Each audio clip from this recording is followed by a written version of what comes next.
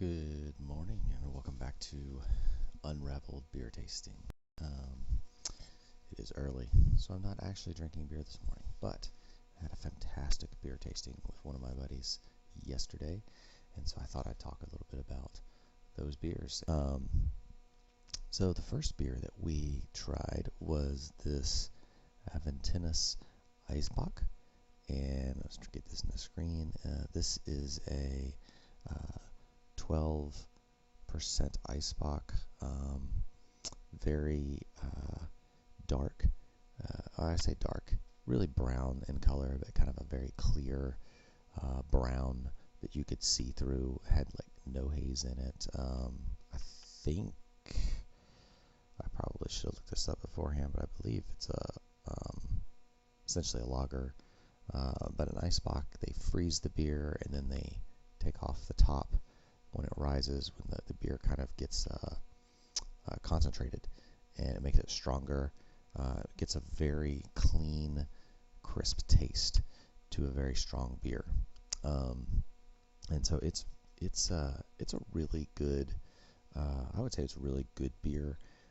You get the alcohol taste in it a little bit more than a more balanced beer, in my opinion. So probably not a bad beer in the winter, kind of a nice, strong, warmer. But as far as beer balance goes, I would not say it was the most balanced beer, although it was tasty, and I would try it again. I would even consider getting a 4 or a 6 pack of this in the winter months and keeping it in the fridge, because it's a smooth beer as far as drinking goes, and so you don't feel like you're drinking a loaf of bread. And although I enjoy drinking a loaf of bread, but sometimes you want something a little smoother, a little easier to go down. So the second couple of beers that we tasted, we did a side by side, and we had the Parabola 2019, Parabola. It's a barrel-aged imperial stout, and somewhat out of style, we had a Tups Full-Grown Beast, which is like 15.3%. It's a imperial stout, not barrel-aged. So typically, when I do a side-by-side, I like to have the same two kinds of beer, so it would be a barrel-aged next to a barrel-aged. In this case, they were just imperial stouts, and that was the only similarity. This one surprised me. The Tups, in particular, surprised me because usually at 15.3%, I really expect to feel the heat of the alcohol, to taste it. For 15.3, this was so smooth. It was you could barely catch the alcohol heat in there. So well balanced. A little bit of sweetness, but not an overly sweet beer, and it wasn't overly dry either, which is one of the things that really I found very interesting. Some of these beers, you kind of get the impression they put a ton of sugar in it, and it dries it out. It gives it a lot higher ABV. This one had more sweetness in it than I would typically expect an ABV this high to have, and not overly sweet though. I would say a balanced sweetness. It was very well done. The coffee in this was fantastic. You could smell it on the nose. You could taste it really well if you're a coffee lover. This was a fantastic beer.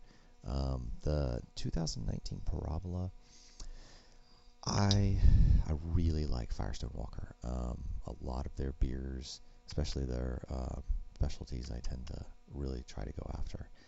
This was probably the most disappointing one I can remember in a while, and it was not that it was not a tasty beer.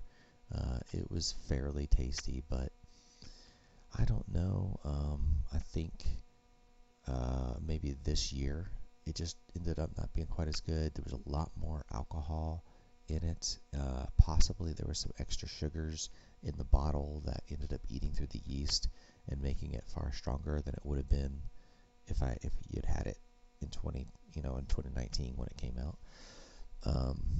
Typically, having a beer age a couple years is usually a good thing for an imperial or barrel-aged stout. It's usually going to be better. So this was kind of, I was like, 2019, not, and maybe we just got an off bottle. That's a possibility too, but it was good, but it was not great. Nowhere near as balanced as this, as the Tubs here. And so I will still buy a Parabola when I get the chance to get one. They are typically very good. They typically are very balanced. This just happened to be a year it didn't seem to come off that way. Oh, excuse me. But yeah, that's the beer tasting from yesterday with Unraveled Beer Thoughts. If you have a suggestion of a good pairing that you'd like to see me try, or questions, I am not a beer judge or a certified beer analyst. I just enjoy craft beer. I've drank a lot of craft beer in my lifetime, and would love to enjoy doing the side-by-sides. Hopefully, I'll have a, I did see, had a comment from a buddy who was asking about a gluten-free beer tasting, so I'll try to do, collect some gluten-free beers and see if we can do a side-by-side of some of those. I think we have 3 or 4 down in Texas that are attainable. I have to figure out which ones they are, but until next time, thanks for watching Unraveled Beer Tasting this morning.